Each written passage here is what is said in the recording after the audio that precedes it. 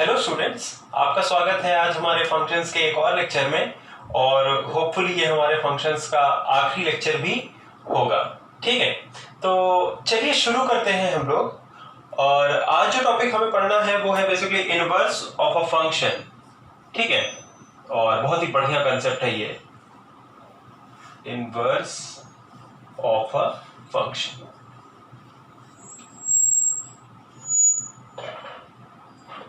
ठीक है, देखिए इनवर्स ऑफ अ फंक्शन का बेसिकली जो कंसेप्ट होता है वो क्या होता है उसे समझते हैं पहले तो। लेट्स से कि हमारे पास एक नॉर्मल फंक्शन है। ठीक, अब इसकी मैपिंग जो है वो कुछ ऐसी है। लेट्स से 1 2 3, फिर उसके बाद A B और C। ठीक है, या लेट्स से ऐसे कर लेते हैं D। अब मैं अगर इसको मैप करता 1 to B, फिर मैप करता मैं इसे 2 to A, फिर मैं इसे मैप करता 3 to C। ठीक, ये एक मैपिंग हुई। अब यहां पे आपको पता है कि 1 इनपुट देने पे B आउटपुट आए, 2 इनपुट देने पे A आउटपुट आए, 3 इनपुट देने पे C आउटपुट आए। राइट, तो ये हमारा एक नॉर्मल सा फंक्शन है। अच्छा, और जैसा कि मैंने आपको एकदम शुरू के लेक्चर में बताया था कि function is nothing but just an input output machine. ठीक है, तो इस फंक्शन का जो इनवर्स होगा बेसिकली, ठीक है, आप नाम से समझ गए होंगे, इनवर्स का मतलब होता है इस चीज को इन्वर्ट कर देना, अगर हिंदी में बोले तो पलट देना किसी चीज को। ठीक है, तो जब हम इसको इन्वर्ट कर देंगे, इन्वर्ट कर देगा मतलब क्या है कि A इनपुट देने पे हमको 2 आउटपुट मिल जाए, B इनपुट देने पे 1 आउटपुट मिल जाए, C इनपुट देने पे हमको 3 आउटपुट मिल जाए, तो वो इन्वर्स हो जाएगा। ठीक है, अच्छा, फिर देखिए उसके बाद एक बहुत इंपॉर्टेंट फैक्ट होता है कि किसी भी फंक्शन को हम इन्वर्टिबल कब बोलते हैं। सुनिएगा ध्यान से, इस पर क्वेश्चन आता है। ठीक है, किसी भी फंक्शन को हम इन्वर्टिबल तभी बोलते हैं जब उसका इनवर्स भी एक फंक्शन हो। ठीक, अच्छा फिर से बोलता हूं मैं ये बात को, किसी भी फंक्शन को हम इन्वर्टिबल तब बोलते हैं। इन्वर्टिबल का मतलब क्या हो गया कि उसका इनवर्स एग्जिस्ट करता है। ठीक है, प्लीज इसे नोट डाउन करते जाइए। ठीक है, किसी भी फंक्शन को हम इन्वर्टिबल तभी बोलते हैं जब उसका इनवर्स एग्जिस्ट करता है। और इनवर्स एग्जिस्ट कब करता है? जब उसका इनवर्स भी एक फंक्शन हो जाए। ठीक है, लेट्स से ये हमारा एक फंक्शन था, इसको जब मैंने इनवर्स किया तो जो क्वांटिटी आई वो भी एक फंक्शन हुई। ठीक है, और किसी चीज के फंक्शन होने की बेसिकली जो क्राइटेरिया होती है आपको पता होगा, उसकी क्राइटेरिया यही है कि उसकी डोमेन एग्जॉस्ट होनी चाहिए और उसके पास एक यूनिक आउटपुट होना चाहिए। राइट, तो देखिए अब मैं अगर यहां पे इन्वर्ट करता तो A के लिए 2 आता, ठीक है, B के लिए 1 आता और C के लिए जो है हमारा 3 आता। तो ठीक है, वो मैपिंग तो हो गई, लेकिन दिक्कत क्या है कि अब जब इन्वर्ट कर दिया तो ये डोमेन बन गया, कोडोमेन हमारा डोमेन बन जाएगा। तो कोडोमेन का एग्जॉस्ट होना जरूरी है किसी भी फंक्शन के होने के लिए। ठीक है, तो यानी कि for any function to be invertible, हम चाहते हैं कि हमारा कोई भी फंक्शन इन्वर्टेबल हो। What do we want? We want कि कोडोमेन एग्जॉस्ट हो जाए। Codomain should be exhausted. ठीक है, अच्छा और हमारी कोडोमेन एग्जॉस्टेड कब होती है? जब कोई फंक्शन हमारा ऑन टू होता है। तो हमें पहले तो यह पता चल गया कि हमारा फंक्शन ऑन टू होना चाहिए। ठीक है, ऑन टू नहीं होगा तो उसकी कोडोमेन एग्जॉस्ट नहीं होगी। कोडोमेन एग्जॉस्ट नहीं होगी तो जब हम इन्वर्ट करेंगे तो डोमेन एग्जॉस्ट नहीं होगी। आप समझ रहे होंगे, जब हम इन्वर्ट कर देते हैं तो फिर कोडोमेन डोमेन बन जाती है और डोमेन बन जाता है कोडोमेन। ठीक है, तो जब हमने किसी फंक्शन को इन्वर्ट किया तो उसकी कोडोमेन एग्जॉस्टेड नहीं होगी, तो फिर वो जो है फंक्शन नहीं कहलाएगा। ठीक, अच्छा, अब नेक्स्ट कंडीशन क्या हो सकती है? देखिए आपके पास जो मैपिंग है वो या तो 1-1 हो सकती है तो मैनी 1 हो सकती है। ठीक है, अब 1-1 होने के लिए तो ठीक है, अगर आपने इधर से 1-1 किया तो उधर से 1-1 रहेगी। ठीक है, लेकिन अगर बाय चांस मान लेते आप मैनी 1 मैपिंग कर रहे होते, हमारा जो फंक्शन था उसकी मैपिंग मैनी वन थी, हमारे फंक्शन की मैपिंग मैनी वन थी। जब हम इन्वर्ट करेंगे तो मैपिंग हो जाएगी वन मैनी। और आपको मैंने ये बताया था कि वन मैनी जो होता है वो फंक्शन नहीं होता है, ठीक है, राइट, क्लियर है कि नहीं है? वन मैनी आपका फंक्शन नहीं होता है। फंक्शन क्या होता है? वन वन होता है या तो मैनी वन होता है, ठीक। अब वन वन को आप इन्वर्ट करते तो वन वन ही रहता, ठीक है। मैनी वन को करते तो वो वन मैनी हो जाता, और वन मैनी फंक्शन होता नहीं है। तो यानी कि हम सिर्फ वन वन फंक्शन को भी जो है क्या कर सकते हैं, वो कर सकते हैं, मैं इन्वर्ट कर सकते हैं, ठीक। तो यानी कि it should be one one.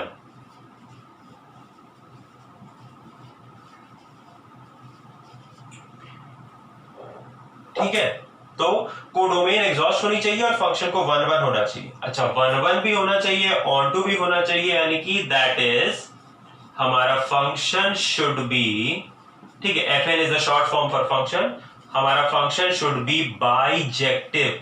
मैंने आपको बहुत क्लियरली बताया था कि ये टाइप बहुत इंपॉर्टेंट है, ठीक है। अब आपको समझ में आया कि बाइजेक्टिव क्यों इंपॉर्टेंट है। तो मतलब basically only bijective functions are invertible, ठीक। सिर्फ और सिर्फ बाइजेक्टिव फंक्शन ही इन्वर्टिबल होते हैं और कोई फंक्शन हमारे इन्वर्टिबल नहीं होते हैं। ये एक छोटी सी ऐसी कंडीशन है जो हमें एकदम अच्छे से याद रखनी है, हमें एकदम क्लियरली अपने दिमाग में बनाना है कि सिर्फ और सिर्फ बाइजेक्टिव फंक्शन ही हमारे इन्वर्टिबल होते हैं, ठीक है। और वो क्यों इन्वर्टिबल होते हैं वो आपको पता है, ठीक है। बाइजेक्टिव की कोडोमेन एग्जॉस्ट होगी, जब हम इन्वर्ट करेंगे तो कोडोमेन ही डोमेन बन जाएगी और फिर उसका एग्जॉस्ट होना जरूरी है किसी भी चीज को फंक्शन होने के लिए, राइट। फिर उसकी मैपिंग का वन वन होना जरूरी है, क्योंकि हम वन वन को अगर इन्वर्ट करेंगे तभी हमको वन वन मिलेगा, ठीक है।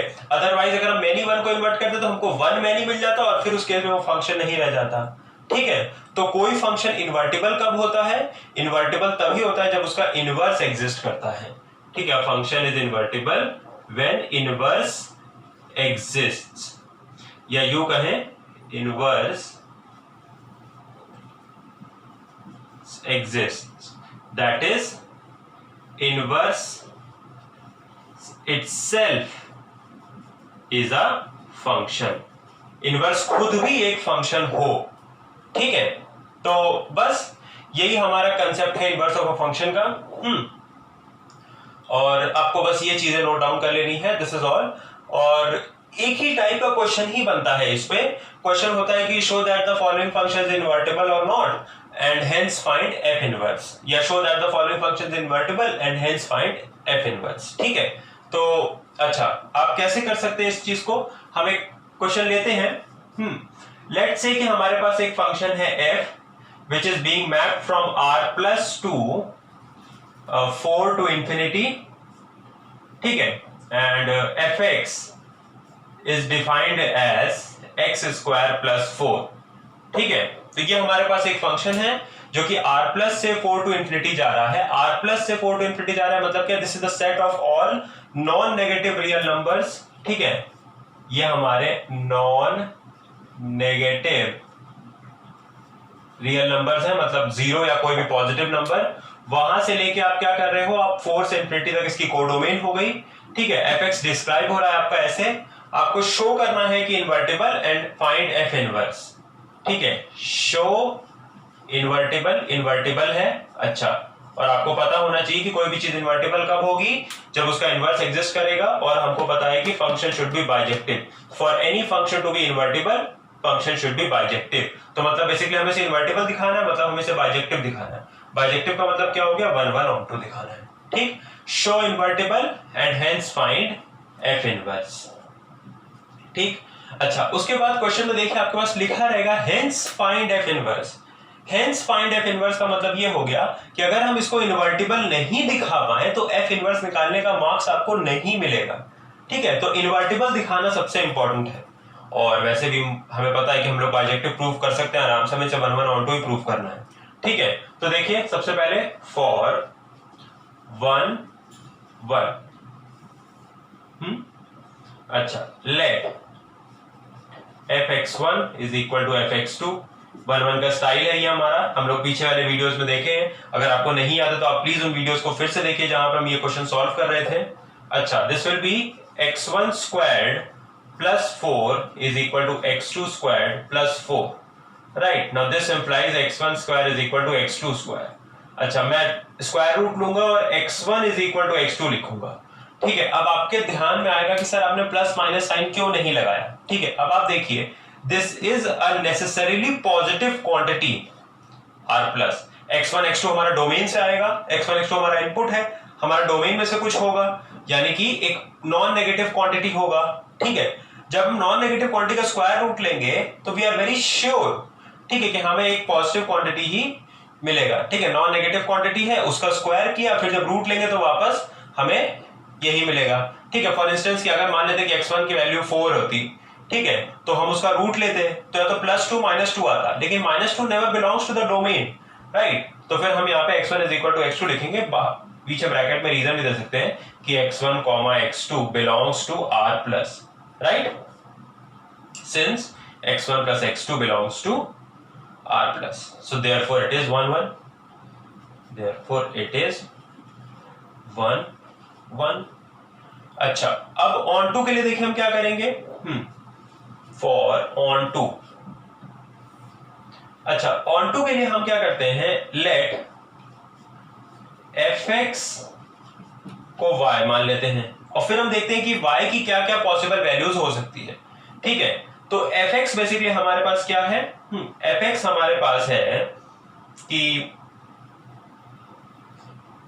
it is x square plus 4 which is equal to y. Now this means what, x square is equal to y minus 4 and then x is equal to under root. फिर देखिए मैंने सिर्फ positive root ही लिया क्योंकि मुझे पता था x की वैल्यू पॉजिटिव ही होनी है. ठीक है, तो x हमारा ऐसा है. ठीक, अच्छा, अब y की जो लीस्ट वैल्यू है वो आप 4 रख सकते हैं. ठीक, x हमारा ऐसा है, तो फॉर रियल x, ठीक है, अगर हम चाहते हैं कि x हमारा रियल नंबर हो तो क्या है, y को आपको पॉजिटिव रखना है. ठीक है, y को आपको पॉजिटिव रखना है, सॉरी y को आपको मिनिमम 4 रखना है, क्योंकि 4 से छोटा नंबर रखेंगे तो रूट के अंदर नेगेटिव हो जाएगा, डिफाइन नहीं होगा, वहां पे x रियल नहीं होगा, तो मतलब y कम से कम 4 हो सकता है. तो y को हमेशा ग्रेटर देन इक्वल टू 4 होना है. और फिर इंक्रीज तो हम कितना भी कर सकते हैं, 5 6 7 8 9 10, क्योंकि फिर वहां पे डिफाइन रहेगा क्लियरली, तो यानी कि 4 से लेके हम इंफिनिटी तक जा सकते हैं. ठीक, तो यानी कि y हमारा इसमें लाई कर रहा है, मतलब कि पूरी कोडोमेन को यूज कर रहा है, कोई ना कोई वैल्यू हमको, सारी वैल्यूज हर जगह मिलेगी ही मिलेगी, तो यानी कि सबको सारी वैल्यूज को यूज कर रहा है, तो मतलब कि कोडोमेन एग्जॉस्ट हो गई. ठीक है, तो this implies codomain exhausted, codomain is used up, so therefore it is onto, और इसीलिए ये ऑन टू है. ठीक है, मुझे उम्मीद है आपको बोर्ड दिख रहा होगा क्लियरली. ठीक है, वीडियो को पॉज करके आराम से कॉपी कर लीजिएगा. ठीक, तो पहले तो हमने एक हमने छोटा सा काम किया, वो ऐसा काम था जो हम लोग इसलिए पहले कर चुके हैं. हमने इसे 1 1 दिखाया, फिर हमने इसे ऑन टू दिखाया. ठीक है, अच्छा, अब हमने इसे ऑन टू प्रूफ कर दिया, 1 1 प्रूफ कर दिया, तो फिर हमको पता है कि फंक्शन इज बाइजेक्टिव, तो हम क्या लिखेंगे, therefore the function is bijective, hence it is invertible. ठीक, ये काम हो गया. अच्छा, मैं ऊपर ये 1 1 वाला पार्ट रब कर दे रहा हूं. ठीक है, तो आप वीडियो को पॉज करके आप इसे प्लीज कॉपी कर लीजिएगा. तो अच्छा, तो hence it is invertible and, अच्छा, हेंस इट इज इनवर्टिबल. ठीक है, अच्छा, उसके बाद आप देखिए, आप ध्यान दीजिएगा, तो आपने जाने अनजाने में ही इसका इनवर्स निकाला हुआ है. इनवर्स क्या होता है, इनवर्स बेसिकली हमको हमारा इनपुट वापस कर दे. ठीक, इनवर्स वो होता है जो हमें हमारा इनपुट वापस कर दे, जैसे कि यहाँ पे 1b था, तो b इनपुट करने पे हमको 1 वापस दे दे. ठीक है, 1 इनपुट करने पे b आ रहा था, ये नॉर्मल फंक्शन कर रहा था, तो उसका इनवर्स क्या करेगा, b इनपुट करने पे हमको 1 वापस दे देगा.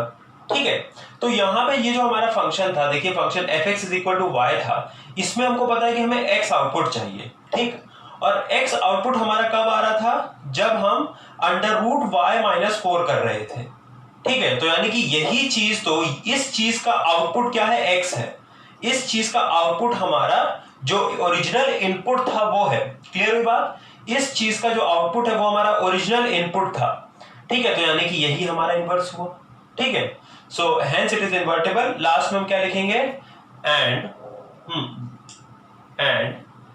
एफ इनवर्स, ठीक है, इनवर्स को आप ऐसे लिखते हैं, ठीक है, hence and f inverse of y is equal to under root y minus 4, ठीक है, f inverse of y is equal to under root y minus 4, ठीक है। तो हमने एफ इनवर्स ऑफ y क्यों लिखा, क्योंकि y के टर्म्स में डिफाइन हो रहा था। तो अगर हमें एफ इनवर्स ऑफ x लिखना होता तो हम क्या लिखते हैं, अंडर रूट x माइनस 4 लिख देते हैं। वो तो बस वेरिएबल यहाँ पे चेंज कर दिए, चेंजिंग वेरिएबल थ्रू आउट, ठीक।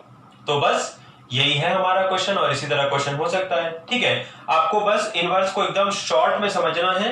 तो आप यूं समझिए कि अगर हम एक बहुत ही इंपॉर्टेंट सा रिलेशन देता हूं कि एफ ऑफ एफ इनवर्स अगर हम करते, ठीक है, एफ ऑफ एफ इनवर्स करते या एफ इनवर्स ऑफ एफ करते तो हमको वापस x मिल जाता, या यूं कहें आइडेंटिटी मिल जाती। x नहीं लिखते हैं, ठीक है, मतलब अल्टीमेटली x ही होगा, लेकिन आइडेंटिटी लिख देते हैं, ठीक है, बस ये ध्यान देना है। तो मतलब कि अगर हम किसी भी नंबर के इनवर्स में हम वापस क्या करेंगे, उसका वो फंक्शन के साथ कॉम्पोजिशन ले लेंगे, तो फिर हमें हमारी आइडेंटिटी मिल जाएगी, ठीक है। तो ये एक रिलेशन है जो आप याद रख सकते हैं इनवर्स को ध्यान में रखने के लिए, ठीक है। Inverse and the function they cancel each other out, ठीक है। जैसे प्लस के लिए माइनस होता है और मल्टीप्लाई के लिए डिवाइड होता है, तो what do these do, they basically cancel each other out. तो इनवर्स फंक्शन क्या करता है, वो बस उसको अपने इफेक्ट को इनवर्स कर देता है, ठीक है।